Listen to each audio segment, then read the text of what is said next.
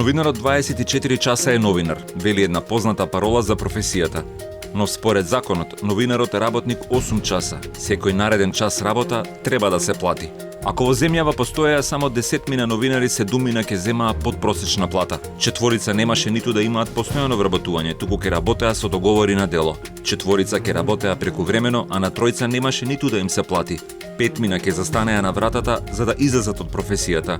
Интернетот и дигитализацијата донесоа потреба за постојано известување, од минута во минута. Па дали и новинарството, како многу други професии, ќе биде прегазено од технологијата?